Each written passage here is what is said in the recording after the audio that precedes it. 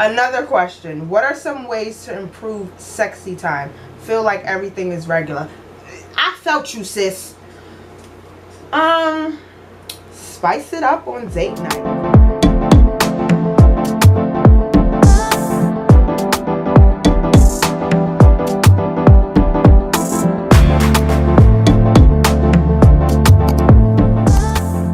Hi guys, welcome back to Naya's News. This is the channel where I report news about my life while being open, honest, and transparent as much as possible. So, as you guys can see by today's title, this is going to be a Q&A. This is going to be like a dating, advice, relationship type of Q&A. I did a poll or like a questionnaire on my Instagram, and I've gotten a ton of questions, about 15 or 20 questions. Generally, a lot of the questions were the same thing, but I found that about 15 or 20 questions overall, and I wanted to just give my insight because I get a lot of feedback when it comes to getting advice from people. I'm kind of like the therapist, the social worker, of course, in my friend group, so I'm constantly getting asked advice, so I wanted to share it on my platform, so that's why I went to Instagram. But before I get started on today's video, don't forget to like, comment, share, and subscribe. Hit that bell button so you never miss an upload. Okay, let's get started. First question. When should you leave a relationship? Ooh. I feel like that's not a simple answer. First and foremost, you should leave, or let me not say that. I've left relationships once I felt like I was not being heard. Once I felt like I was not being treated the way I deserved to be treated. And then also once I felt like they were situations where I was made to feel like my feelings did not matter. So, of course, every relationship is different. Everyone's tolerance level when it comes to situations are different. But those are generally the three moments I would say that I've left a relationship. And I think those are strong indicators where you feel like a relationship's snip, snip, no, but bye. Next question. Social media in relationships, yes or no? I feel like social media in relationships is fine when you and the person have an understanding as that's not the end all be all in relationships. I'm personally not someone that kind of glorifies and posts about my relationship when I'm in a relationship on social media, but here and there I'll post my significant other, but they're not flooding my Instagram because it's still like my social media. All that privacy and kind of you don't want anybody in your business. If a chick done told you that, 9 times out of 10 they doing that because they not being faithful. Period. So if you find yourself in that situation, I definitely think it's worth a conversation. But if that situation is continuing to fester and bother you in a way, I also think that's important to make note of that because it's bothering you for a reason. So communicate, talk it through, see how well you are able to come to some form of understanding between you and your partner, and understand that no relationship is the same. The way I handle my relationships is completely different than the way someone else do it. So that's kind of a situation where I don't mind being posted on social media, but social media is not going social media is not going to think you're not in a relationship when you are. Point blank and period. Sorry. Next question. Long distance in relationship. How would you deal with that? I would say I've been in long distance relationships before, and would I do it again? No.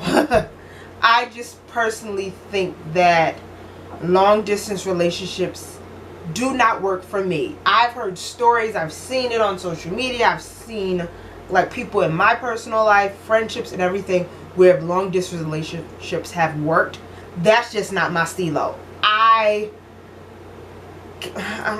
just don't know how you can do things with it being long distance, because that thing, I don't have to say it, is a part. I value that to a T in my relationship. So I'm not sure how that can be if you guys are not in close proximity of each other, if you get what I'm saying. You feel me? Okay. Thoughts? Thoughts of being submissive. Can you do that? I'm just going to say this. and I'm just going to leave it as plain. I'll be submissive in relationships when I'm given a reason to. Next question. How have you dealt with breakups? I'm very much, I laughed and had to blank and kind of really thought about this. I'm very much of, I give my all in relationships. I pour my heart into each and every relationship that I've been in.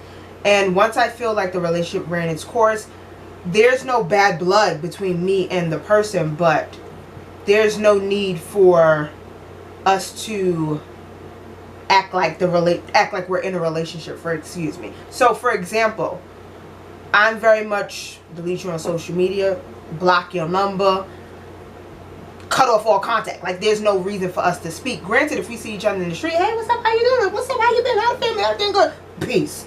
There's no need for us to hang out. I commend people who can be friends with their exes, because that's just something I'm still trying to figure out in my 27 years of living, and I haven't figured it out yet, and I'm not sure if I'll figure it out in the next 27, but neither here nor there. So that's just how I've operated in my breakups, let's say. Next question. What is your approach to dating, or like the things you look for? Or what are the things you look for, I'm guessing they meant to ask. So my approach to dating has changed. And when I say changed, I've become more vocal if I'm interested in a guy. Versus when I was a teenager, it was very much, no, I want the guy to come up to me and let's see how it flows.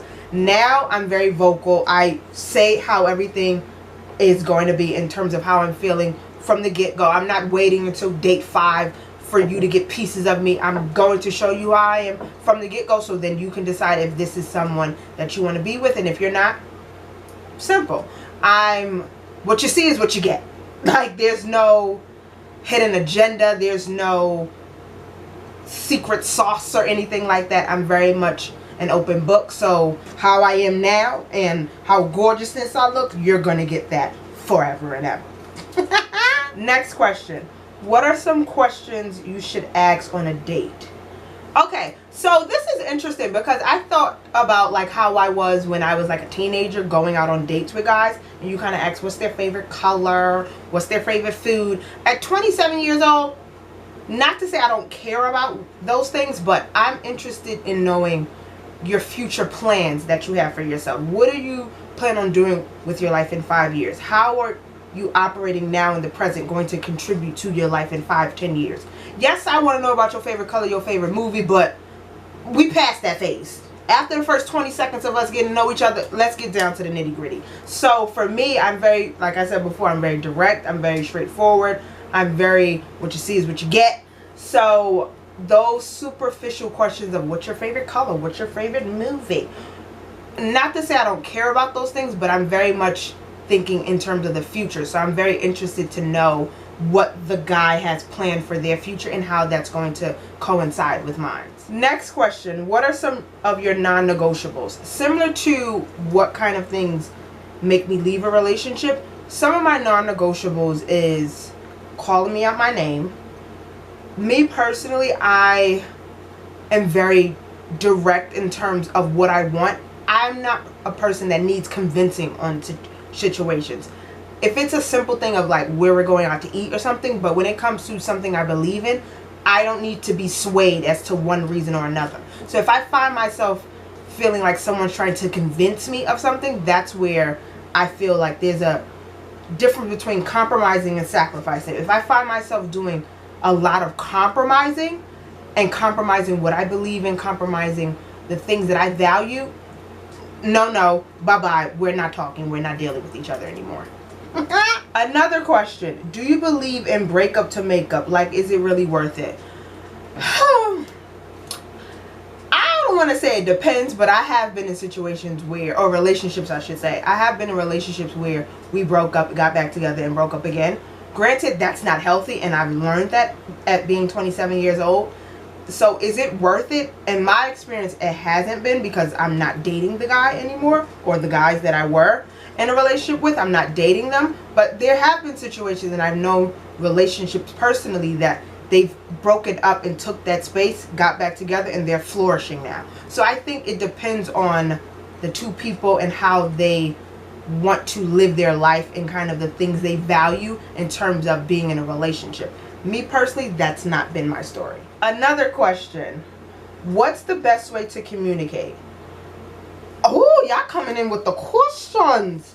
What's the best way to communicate? For me, there's never enough communication because everyone is changing constantly. Your beliefs, how you view things, what you think, change from day to day. So I think learning how to communicate your weaknesses, learning how to communicate what makes you vulnerable, learning how to communicate the things that you want, the things that you desire, I think that can strengthen your relationship and make you fall even more in love with the person that you're dating. So I think communication is essential for any relationship, friendships, however you want to define your person. It's imperative to have a strong communication foundation in order for anything to work out. Another question. What are some ways to improve sexy time? Feel like everything is regular. I felt you, sis. Spice it up on date nights. Wear like a sexy piece of lingerie. Do a romantic getaway. There's so many things you can do to spark and spice up your relationship to just make things more exciting. So I think getting dolled up, wearing a nice sexy dress for a date night, and giving compliments, showing grand gestures. I think it's just important. It's okay to be vulnerable with your partner and show love and be mushy with your partner. So I think definitely, ladies, put on a nice sexy piece of lingerie. Your man gonna be Another question. When do you consider a relationship to be exclusive? I think, again, that depends on the person, because for me, if I'm looking back on my dating history, we've made things official, I would say, within 2-3 months, and then also I've made things official with guys within 7 to 8 months. So I think it depends kind of how things are going, how frequently you guys are seeing each other, what's the course and kind of the understanding of you guys wanting to be together. So for me, personally, for me, I know after maybe 3 times me hanging out with the dude, if I feel like you could get it, like, what's up, like, I want to see what you vibing like. So for me, I know that it takes it's very quick for me to be like, I want to vibe with you. I hope you guys enjoyed this video, but you guys know before I go, I gotta give a shout out, a shout out, a shout out, a shout out. Let's go to the comments. Hey, let's go to the comments. Hey, we at the comments. We at the comments. Boom. Okay, shout out goes to April Newly Me. Shout out to you, sis. Thank you for the constant love and support. And if you would like a shout out in one of my future videos, comment down below. Like, comment, share, and subscribe. And I'll see you guys in the next one. Bye, guys.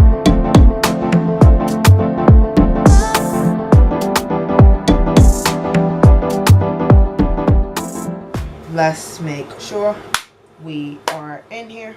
You got this. You got this. You got this. You got this. Oh, you got this. You got this. You got this.